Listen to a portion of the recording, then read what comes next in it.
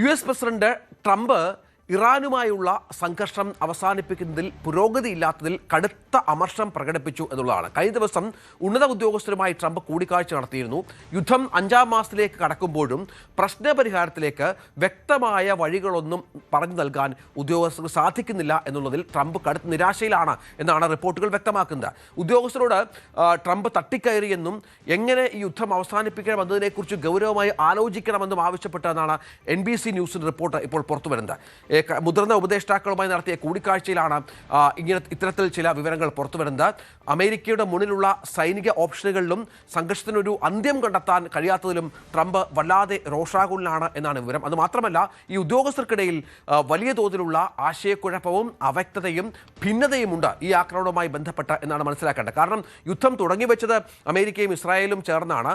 യുദ്ധം അവസാനിപ്പിക്കാൻ ഇപ്പോൾ അമേരിക്ക വലിയ തോതിൽ ആഗ്രഹിക്കുന്നു. വലിയ നഷ്ടം സംഭവിക്കുന്നു. ഗൾഫ് രാജ്യങ്ങളുടെ സമ്മർദ്ദമുണ്ട്.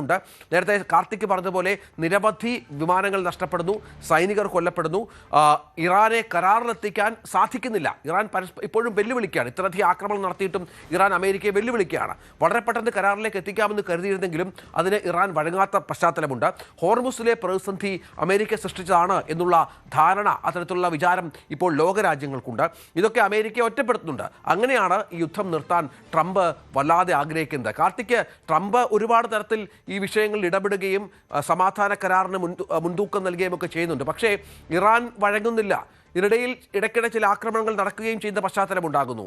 അക്ഷരാർത്ഥത്തിൽ ഇപ്പോൾ അമേരിക്കയും ട്രംപുമൊക്കെ വല്ലാത്തൊരു കുരുക്കിൽപ്പെട്ട് കിടക്കുകയാണ് ഈ യുദ്ധവുമായി ബന്ധപ്പെട്ട്.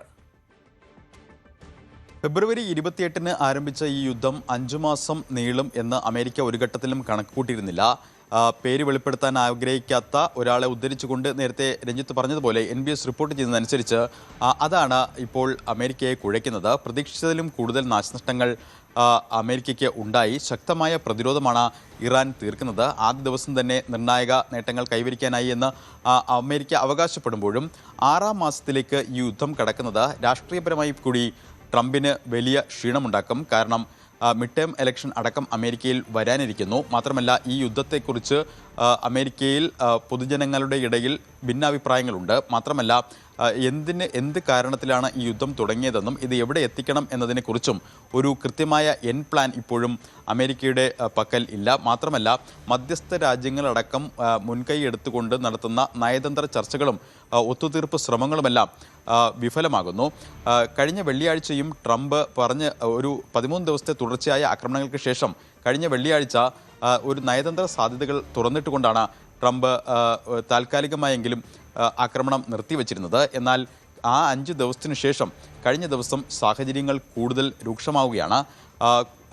നേരത്തെ ഉണ്ടായിരുന്ന സമാനമായ സാഹചര്യത്തിലേക്ക് ഇന്നലെ കാര്യങ്ങൾ എത്തി. ഇപ്പോഴും ആക്രമണവും പ്രത്യാക്രമണവും തുടരുന്നു. മാത്രമല്ല, മുൻകാലങ്ങളിൽ നിന്ന് വ്യത്യസ്തമായി സൗദി കൂടി ഈ യുദ്ധത്തിൻ്റെ ഭാഗമാകുന്ന നിലയിലേക്ക് കാര്യങ്ങൾ എത്തുന്നു.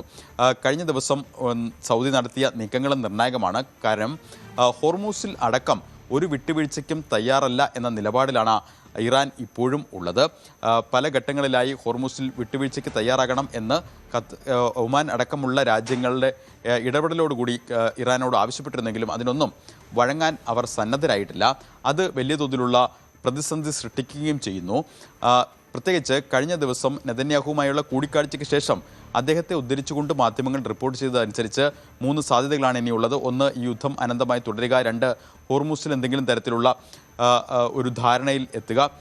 അതല്ലെങ്കിൽ മൂന്നാമതായി മധ്യസ്ഥ രാജ്യങ്ങൾ മുൻകൈ എടുത്ത് ഒരു ഒത്തുതീർപ്പ് ഫോർമുല വിജയകരമായി നടപ്പാക്കുക.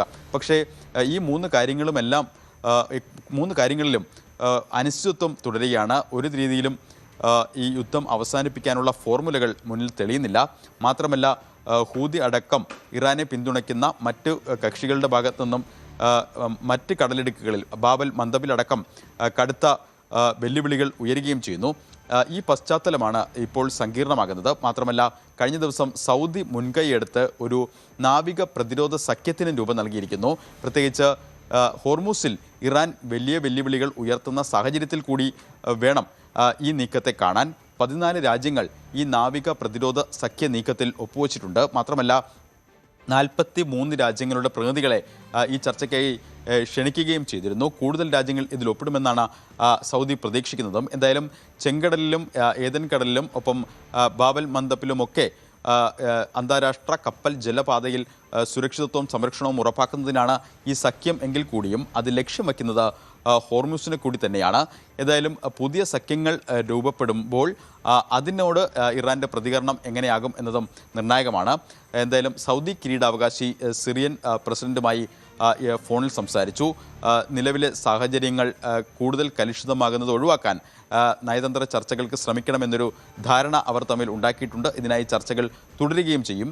എന്തായാലും ഇന്നലെ US നടത്തിയ ആക്രമണവും അതിനോട് ഇറാൻ നടത്തുന്ന പ്രത്യാക്രമണങ്ങളും ഇപ്പോഴും തുടരുകയാണ്.